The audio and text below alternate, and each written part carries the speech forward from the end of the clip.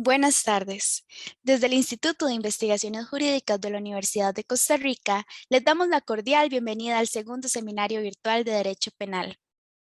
Antes de comenzar, se les recuerda que pueden realizar sus preguntas en el transcurso de la conferencia, en la casilla de preguntas y respuestas que aparece en su pantalla. Las mismas serán respondidas por la persona expositora al final de la conferencia. Asimismo, se les informa que las licencias webinar no permiten activar la cámara ni el micrófono. Es por esta razón que no les salen las opciones. Sin más, le doy la cordial bienvenida a la doctora Marcela Moreno Buján, decana y profesora de la Facultad de Derecho de la Universidad de Costa Rica, quien nos presenta el tema ¿Es plausible un tipo penal de ecocidio? Adelante, doña Marcela. Hola, tengan muy buenas tardes todos y todas las personas participantes de este seminario virtual. Y con esto quisiera también felicitar al doctor Gustavo Chan, a doña Katia, a doña Melissa, a don Joshua y a todas las personas que forman el equipo de trabajo del Instituto de Investigaciones Jurídicas, que a criterio de la suscrita, lo digo en mi rol de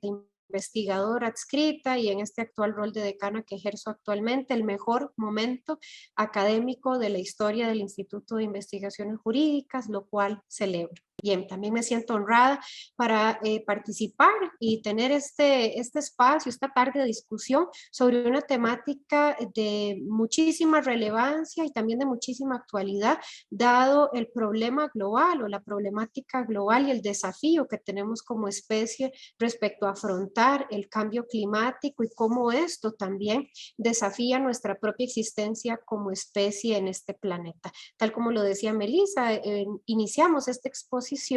planteándonos la pregunta de si es posible pensar en un tipo penal de ecocidio, y lo que se intenta hacer la tarde de hoy pues es un saneamiento epistemológico del ecocidio en términos sintácticos, semánticos y pragmáticos, y analizar justamente la evolución de este concepto a lo largo de la historia y desde dónde se empieza a plantear y por qué razones y en cuál contexto social es que se realiza. Me permito en este momento compartir pantalla.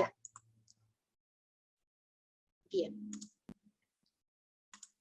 Aquí pueden ustedes ya visualizar, bueno, lo que indicaba, ¿verdad? Al inicio, bueno, si es plausible entender o conceptualizar un tipo penal de ecocidio.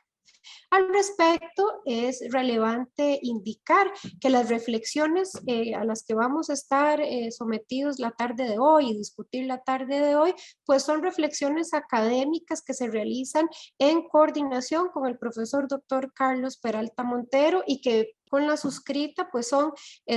interrogantes y también hipótesis de trabajo que hemos manejado en distintos proyectos en los distintos quehaceres universitarios que tiene nuestra universidad, como sería la acción social, la investigación y la docencia. Y a modo de referencia, pues ahí pueden ustedes también observar desde dónde se tienen estas reflexiones, desde, por ejemplo, un trabajo comunal universitario en donde están vinculados estudiantes de distintas carreras y se hace un trabajo interdisciplinario, hasta proyectos de extensión docente, extensión cultural,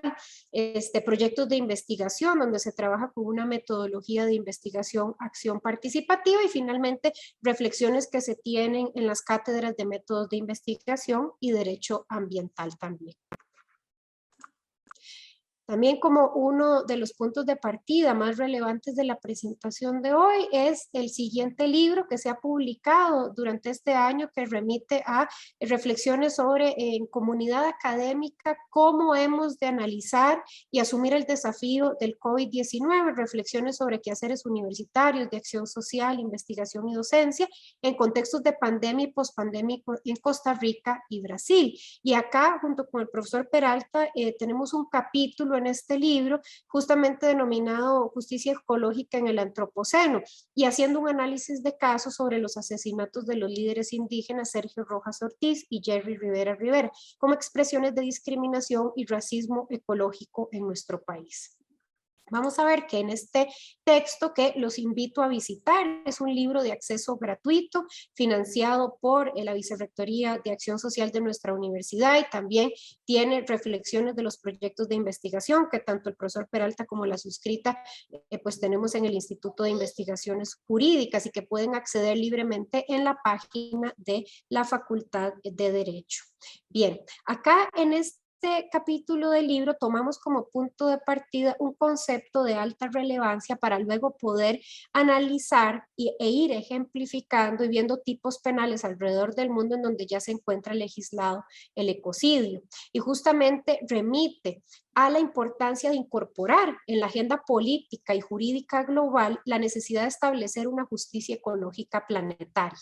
Y bueno, me permito aquí también dar lectura textual a esta cita de este capítulo del libro que les estoy comentando. ¿Cómo tendría que ser esta justicia ecológica planetaria? Bueno, debería tener como objetivo la delimitación de unos ciertos criterios capaces de guiar los procesos distributivos ambientales, de manera que se pueda realizar una redistribución justa y equitativa del espacio ecológico, del acceso y uso de los recursos naturales, y que además se respete el equilibrio de la biosfera. Los límites que deben imponerse a la acción humana en su relación con el ambiente deben considerarse desde una perspectiva que permita visualizar un modelo de bienestar, pero siempre y cuando esté basado en el uso equitativo del ambiente de forma pluralista e inclusiva. Bien, vamos a ver que para poder conceptualizar y operacionalizar justamente una justicia planetaria de este tipo, también tenemos que tener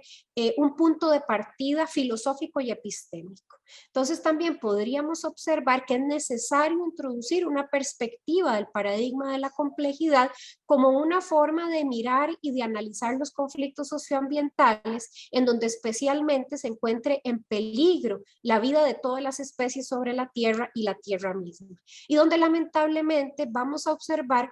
que la mayoría de conflictos socioambientales que se encuentran siendo justiciados a nivel judicial, o se encuentran justiciados en este momento en plataformas de diálogo y resolución alternativa de conflictos, o en procesos de restauración y reconciliación en distintas latitudes, pasa por una tensión entre la aplicación del paradigma de la complejidad y el paradigma de la simplicidad, justamente a la hora de comprender este tipo de conflictividad, en donde necesariamente se encuentra inmersa nuestra especie como parte del conflicto y como generadora de una acción grupal. Acción grupal que muchas veces puede ser organizada o desorganizada, y que ha incidido y continúa incidiendo en el equilibrio planetario, al punto de ir tornando hostil la vida en la Tierra y la posibilidad de albergar vida para las futuras generaciones. Vamos a ver que esta tensión entre la complejidad y la simplicidad podríamos verla ejemplificada en la justiciabilidad de casos en donde hay conflictos socioambientales, en razón de que en este momento en donde se han sobrepasado las fronteras planetarias de la Tierra, del planeta, observamos que poco incide un Estado-nación que tenga un activismo en la justiciabilidad ecológica, si todavía existen Estados-nación que tienen prácticas degradantes y prácticas extractivas de alta dimensión. Porque vamos a ver que en términos de interconexión y equilibrio planetario, todas las redes biológicas y de interespecies en el planeta están conectadas de alguna u otra manera.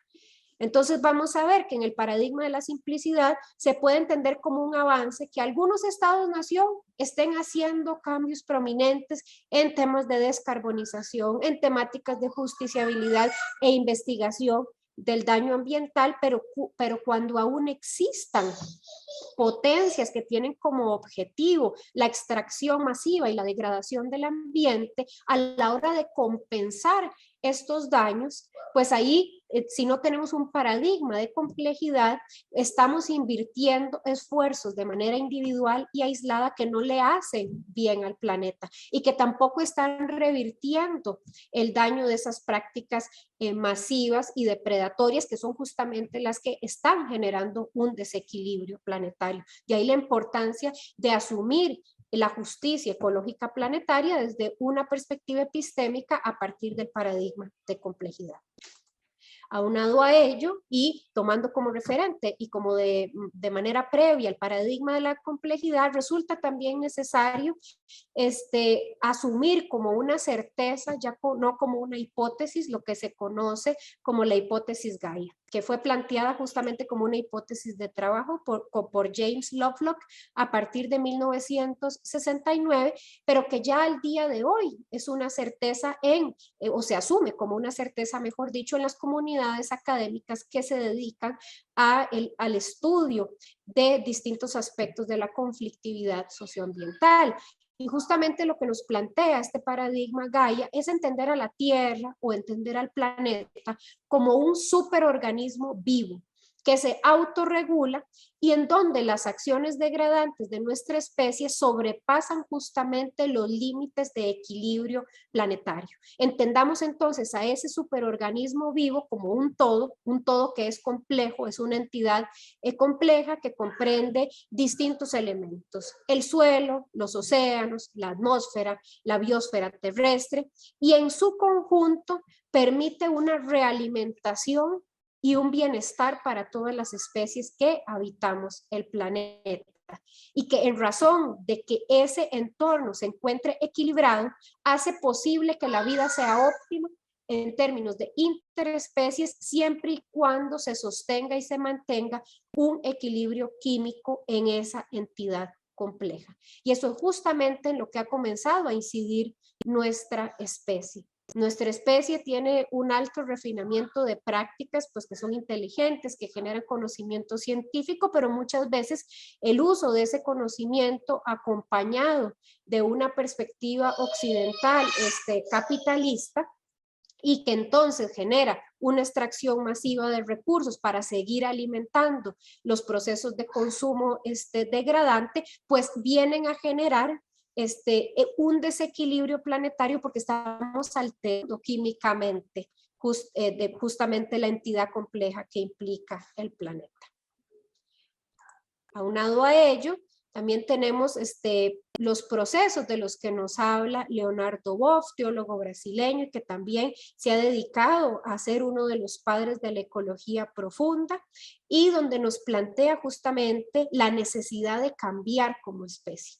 de que generemos un cambio profundo. Y bueno, en razón de que el profesor Leonardo Boff pues también viene de la filosofía y la teología, habla de que ese cambio de relación con la naturaleza y el entorno tiene que ser también espiritual para nuestra especie. Justamente porque la especie humana y especialmente las personas que habitan en los países que gozan de un estilo de vida consumista, opulento, ha generado la transgresión de las fronteras planetarias del planeta. Y acá, a modo de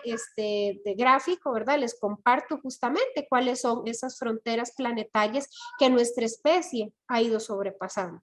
que remiten a los límites de la contaminación química en la naturaleza, la reducción de la capa de ozono, la presencia de aerosoles en la atmósfera, la acidificación de los océanos, los flujos bioquímicos y justamente lo que les hablaban con anterioridad, esa alteración del equilibrio químico del planeta, la devastación de las fuentes y yacimientos de agua dulce,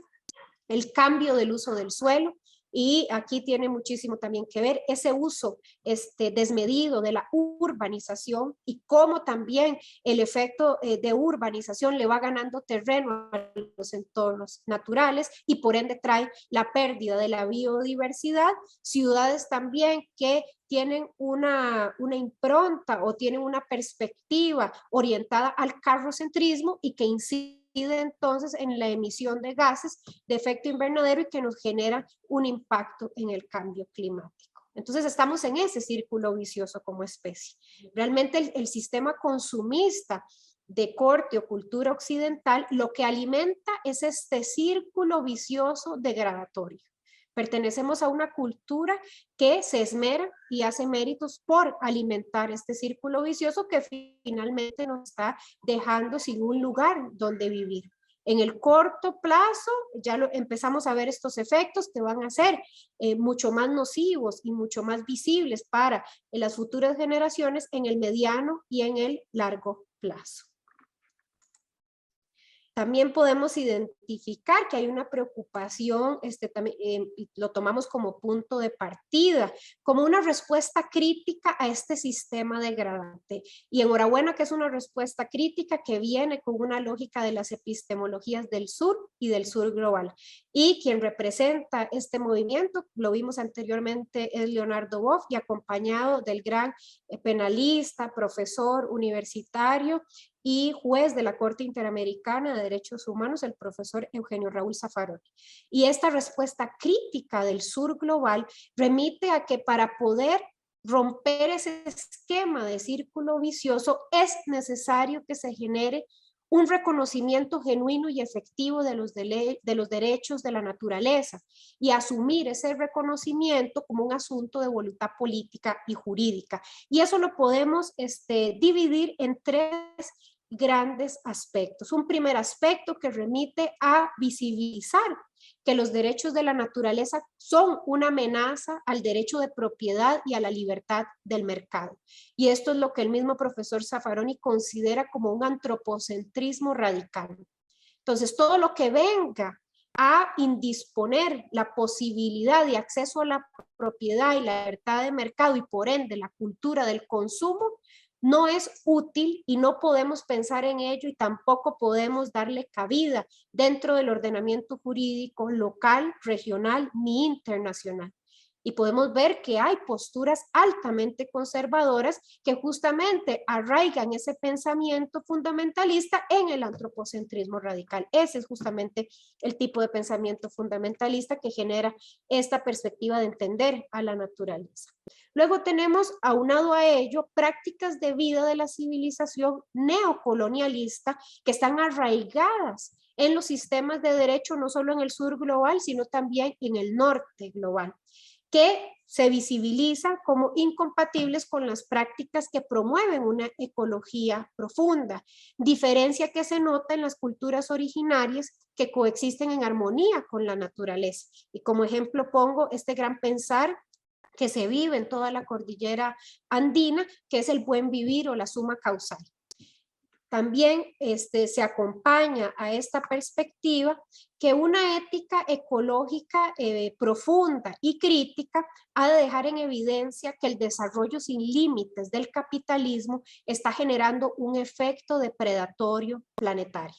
Es decir, y aquí lo digo en coloquial, no podemos tenerlo todo, ¿verdad? En el sentido de que no podemos seguir alimentando una vida consumista desmedida que justamente nos lleva a una depredación del planeta. Y tenemos que entender que esa depredación nos lleva a no tener un lugar donde vivir. Para nuestras generaciones será cada vez más difícil poder acceder a recursos naturales que generan la posibilidad de acceso a necesidades básicas y tendremos una peor calidad ambiental. Y ni qué decir para nuestros hijos y nuestros nietos. Y acá me permito leer textualmente esta cita que es un elemento provocativo que incorporo acá y que viene del texto del profesor Zaffaroni, La Pachamama y el humano, y donde nos dice: nadie puede ignorar que en el siglo XX se deterioró más el planeta que en todos los milenios anteriores y que el ritmo de degradación de las condiciones de habitabilidad humana, si se proyecta sin interrupción, lleva a la catástrofe y a la extinción de la vida en la tierra, de la vida humana en la tierra, que por el momento, y parece que por mucho tiempo aún, es el único hogar de la especie. Bueno, con estos aspectos y que son un tanto provocadores en el sentido filosófico y epistémico, podemos entrar ahora con esta incomodidad de datos que genera la información anterior de que tendríamos que estar preocupados todos y todas las disciplinas del derecho y todas las disciplinas de las ciencias sociales y todas las disciplinas de las ciencias básicas, todas las disciplinas del conocimiento científico en este momento deberían estar uniendo esfuerzos por salvar el único lugar certero que tenemos para desarrollarnos como especie. Y habiendo dicho esto y albergando esa preocupación existencial, es que podemos comenzar a hacer un recorrido por una evolución diacrónica del ecocidio. Si bien tenemos preocupaciones filosóficas y también epistémicas respecto al ambiente y la biosfera, no es sino hasta la década de los 70 en donde podemos evidenciar un uso específico del concepto del ecocidio y una preocupación para que se sancione penalmente las prácticas degradatorias ambientales que puedan poner en peligro el equilibrio ecológico de un ecosistema.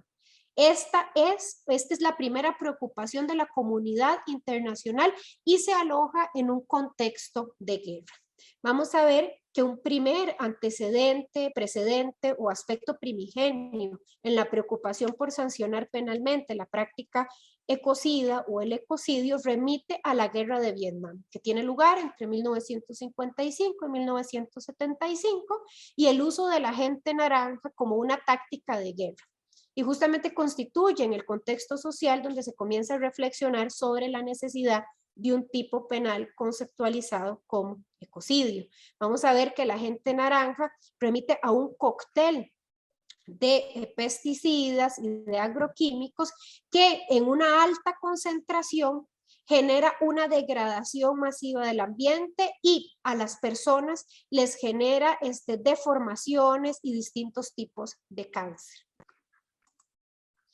Vamos a ver, bueno, acá quise ponerles también un extracto de un libro que me ha llamado mucho la atención, que se conoce como Aquí estamos mutando y que expone un arcoíris bastante lamentable de distintos usos de agroquímicos y de prácticas ecocidas en distintos momentos históricos y también se evidencian distintas prácticas en el contexto de guerra para la aniquilación del ambiente y de personas. Y aquí me permito pues también para generar una motivación en el tema, pues leer textualmente la cita que proviene este es un libro colectivo y es un extracto del capítulo que se denomina Un ecocidio titánico, los agentes de colores. Se estima que entre agosto de 1961 y abril de 1971 se arrojaron más de 72 millones de litros de estos herbicidas sobre Vietnam del Sur, de los cuales 42 millones eran de agente naranja. En total, se eliminó el 50% de los bosques de manglares y se alteraron irreversiblemente los ecosistemas. Debido a la acción de las lluvias y vientos, las áreas contaminadas fueron aún más extensas. En la actualidad, aún existen en Vietnam cantidades residuales de las dioxinas utilizadas en la guerra, siendo muy elevadas en las zonas que sirvieron como bases aéreas de los aviones estadounidenses encargados de las dispersiones y como almacenes de los pesticidas, así como en aquellas que fueron más extensivamente arrasadas, como serían las provincias de Binh Dinh y Puac Tuy, la base aérea de Phu Cat, Aloi Valley, Bien Hoa, Da Nang o Bien Hung Lake, entre otras. Estas regiones, sometidas actualmente a múltiples estudios ecológicos, se consideran hotspots, puntos calientes, es decir, lugares en los que la concentración de TCDD es de miles o más de veces superior a las de cualquier suelo urbano, por ejemplo, en territorio estadounidense. Hay que tener en cuenta que, además de los procesos de erosión naturales, las actividades humanas ligadas a la agricultura, construcción de carreteras y edificios y otras mejoras de las infraestructuras en Vietnam remueven el TCDD depositado en la tierra. Consecuentemente, este TCDD se incorpora a la cadena alimentaria, aumentando el riesgo de daños en la salud. Vamos a ver qué son estos efectos de degradación masiva que todavía se viven en Vietnam, lo que genera una preocupación a nivel internacional para sancionar este tipo de prácticas. Y vamos a ver más adelante que ya se avanza a considerar el ecocidio ya no solo respecto a la sanción de este tipo de prácticas en tiempos de guerra, sino en tiempos de paz también. En esta evolución podemos observar que la primera persona que alza la voz sobre la situación que sucede en Vietnam es Arthur Galston, fisiólogo de plantas y bioeticista, cuyas investigaciones condujeron lamentablemente a la creación de la agente naranja. Y en aras de la verdad y la memoria de este académico, no es su intención crear el agente naranja, sino que lo que quería era generar un mejoramiento de la producción de la planta de soya, pero que en una concentración alta de este producto que ha creado Arthur Galston es que se genera este agente naranja. Y en razón de ese tipo de prácticas que utiliza y que viene el Estado estadounidense a cambiar la composición química de esta creación de este fisiólogo de plantas, es el primer miembro de la comunidad científica internacional en visibilizar el daño ambiental masivo y la destrucción de los ecosistemas como práctica ecocida, solicitando desde ese momento la adscripción de un acuerdo internacional que proscribiera la destrucción masiva del ambiente. Estas primeras manifestaciones también fueron divulgadas en la conferencia sobre guerra y responsabilidad nacional celebrada en Washington en febrero de 1970. 2 años después, en 1972, se retoma este llamado de alerta de Arthur Galston en el discurso de apertura de la Conferencia de Naciones Unidas sobre el Medio Ambiente, conocida también como Conferencia de Estocolmo, y donde se adopta la Declaración de Estocolmo, una de las primeras declaraciones y documentos de derecho internacional en materia de ambiente, y donde Olof Palme, en aquel momento primer ministro de Suecia, en ese momento particular, y donde abiertamente y en este foro internacional categoriza y declara la guerra de Vietnam como un ecocidio. Vamos a ver que en las décadas subsiguientes, finales de los 70 y los 80, para 1973, Richard Falk, que es profesor emérito de Derecho Internacional de la Princeton University, publica el artículo científico titulado Environmental Warfare and Ecocide Facts, Appraisal and Proposals, en la Review Bell de Droit International, donde esboza los primeros lineamientos de una propuesta de convención internacional sobre el crimen de ecocidio y que es visible al alcance del anexo 1 de este paper o de este artículo científico, que se considera el artículo científico pionero y precedente en donde se comienza a generar ya un producto académico publicable donde se empieza a generar ese saneamiento epistemológico en términos aquí sintácticos y semánticos de lo que podría ser el delito de ecocidio, y propone una pragmática justamente pensando en una convención modelo sobre este tipo de crimen. Aunado a ello, los esfuerzos de Falk fueron analizados por la ONU, donde la Subcomisión de Prevención de Discriminaciones y Protección de las Minorías reflexiona sobre la posibilidad de incorporar el ecocidio en la Convención para la Prevención y la Sanción del Delito de Genocidio, y rechazándose en 1985. Y vean qué curiosa la preocupación, y que está aquí en pantalla pues una foto de ese informe. En aquel momento el relator especial que prepara este informe en la subcomisión recoge preocupaciones de distintos estados-nación en donde resulta muy preocupante que se le dé prioridad a la sanción del delito de ecocidio en demérito del juzgamiento del delito de genocidio. Entonces acá, pues sí, tenemos una situación en donde hay crímenes como el genocidio que están pendientes de justiciar y de investigar, pero que también tenemos ahí una perspectiva antropocéntrica que se impone como prioritaria a la hora de generar pues la introducción del ecocidio en este cuerpo normativo de orden internacional. Y acá, ya llegando pues un poco más de cerca en nuestra historia o en un pasado cercano, encontramos que para la década de los 90 y los 2000, y según investigación realizada por la iniciativa Stop Ecocide International y la UCLA School of Law, Esta década se caracteriza por la incorporación del delito de ecocidio en diversa legislación local. Vamos a ver que el primer país que incorpora este tipo de sanción o este tipo de delito es Vietnam, y justamente nos coincide por ese pasado trágico que tiene Vietnam respecto a este tipo de prácticas, y constituye pues el primer precedente en donde se identifica una legislación penal específica sobre el delito de ecocidio, indistintamente si se comete en tiempos de paz o en tiempos de guerra. Se suma luego en 1996 Rusia, Kazajistán, Kirguistán, Tayikistán, Georgia, y es importante aquí la excepción que establece Georgia porque se considera agravado el delito de genocidio, perdón, de ecocidio, cuando se comete en tiempos de guerra o en tiempos de conflicto armado.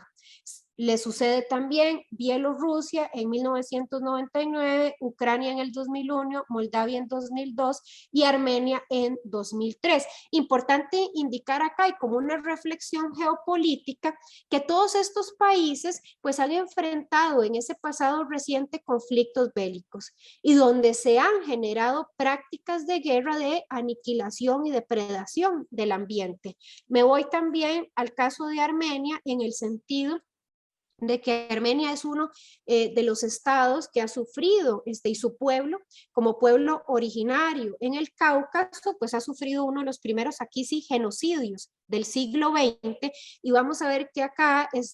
la transición del Imperio Otomano al Estado turco moderno, que es el perpetrador de este genocidio, tiene como práctica genocida el generar una degradación ambiental y una aniquilación de aquella flora y de aquella fauna que es especialmente importante para la sobrevivencia del pueblo armenio y también de aquellos componentes de flora y fauna que están arraigados en prácticas culturales y prácticas religiosas del pueblo armenio. Entonces es interesante también entender acá que el ecocidio puede también ser una práctica de guerra o práctica de aniquilación masiva que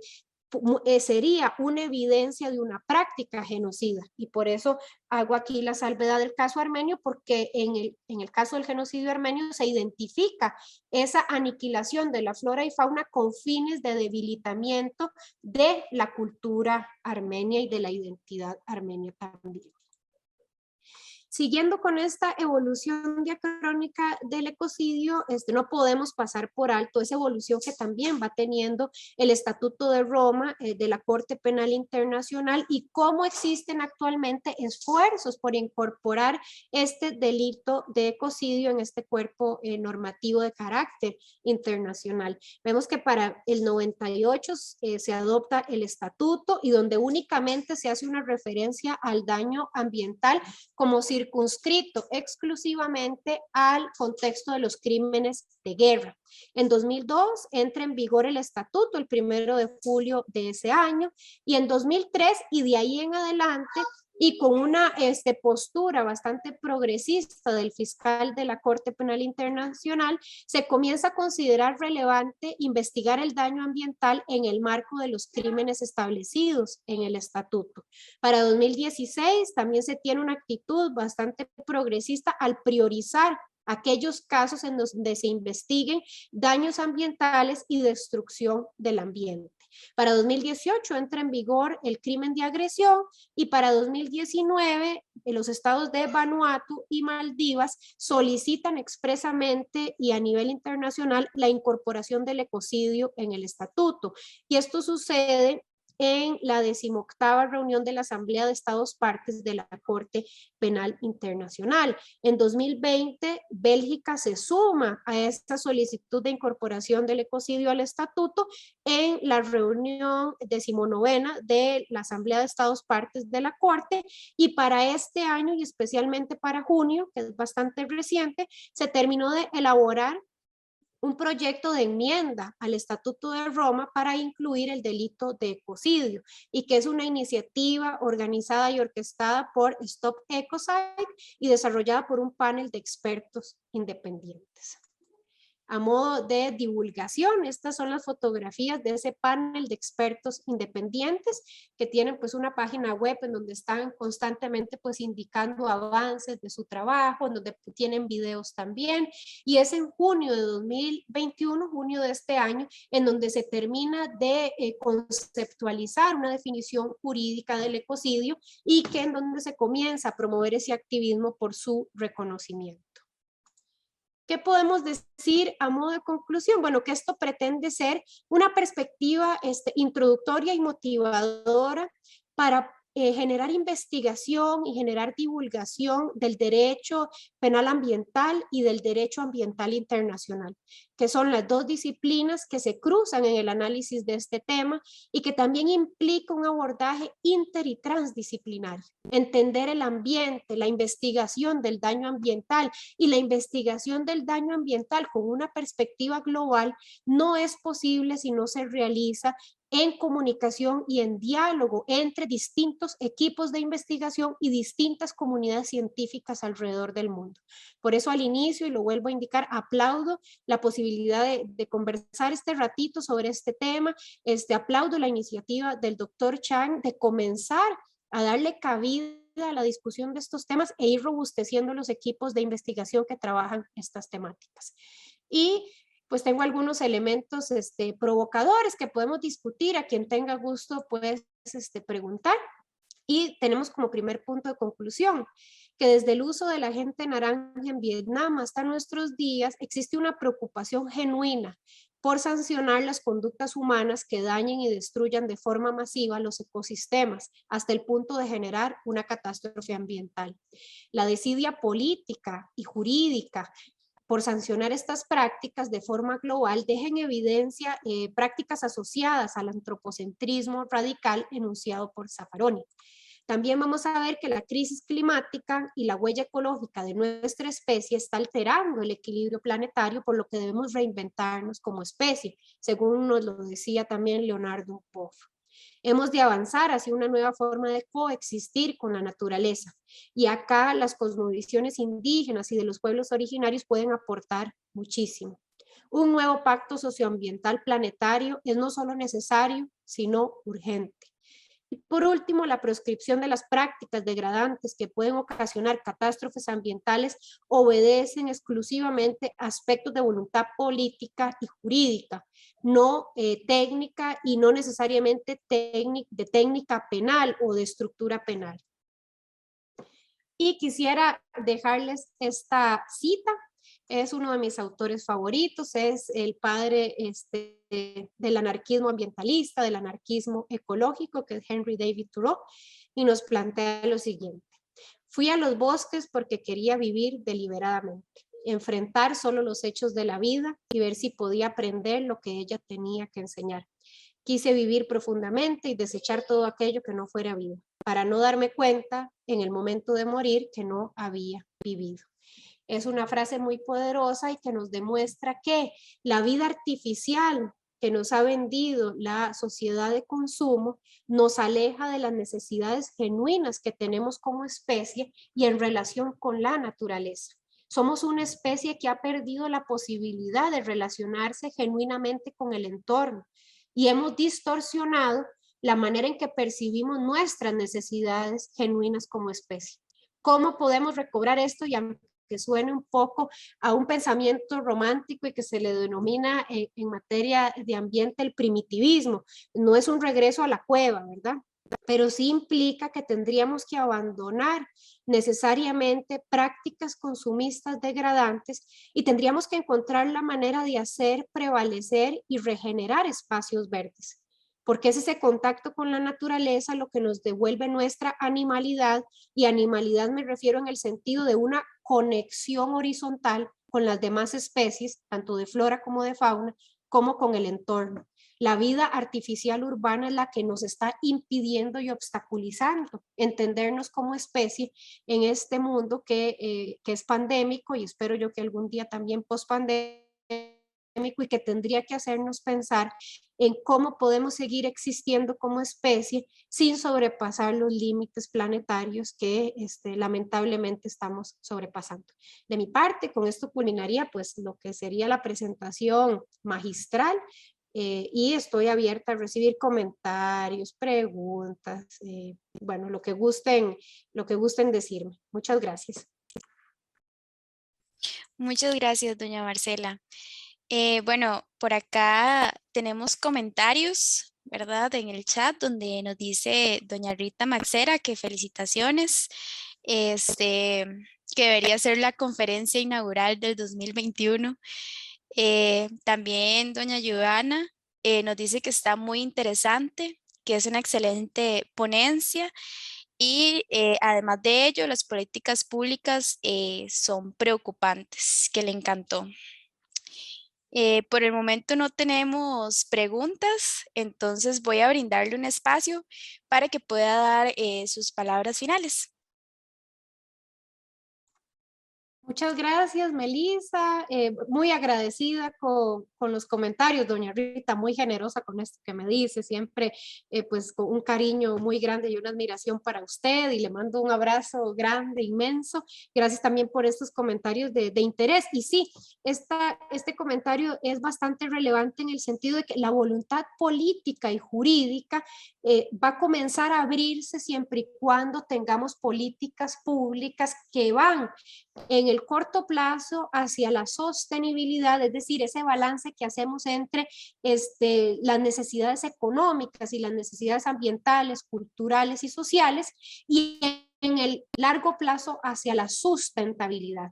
Vamos hacia la sustentabilidad cuando logremos que en esa balanza los aspectos ambientales estén por encima de los valores y necesidades económicas. Es hasta ese momento en donde vamos a tener políticas públicas sustentables. Estamos algo lejos, pero en este momento en lo que nos encontramos es en una fase de sostenibilidad. Así que gracias por el comentario. Insistir en el agradecimiento a don Gustavo, a doña Katia, a Melissa, a Josher y a todo ese maravilloso equipo de trabajo que está en este momento en el Instituto de Investigaciones Jurídicas y que me siento orgullosísima y honrada de formar parte de ese gran equipo de investigación. Muchas gracias. Muchísimas gracias, doña Marcela, por su participación en el seminario y por tan enriquecedora conferencia. Y les agradecemos a todas las personas que asistieron a esta conferencia del segundo seminario virtual de Derecho Penal. Gracias nuevamente a la doctora Marcela Moreno por la valiosa exposición y los esperamos el próximo martes 30 de noviembre a las 5 p.m. con la conferencia Delitos contra el Honor y Libertad de Prensa a cargo de la máster Giselle Bosa Solano. Que tengan muy buenas noches y muy buenas noches, doña Marcela.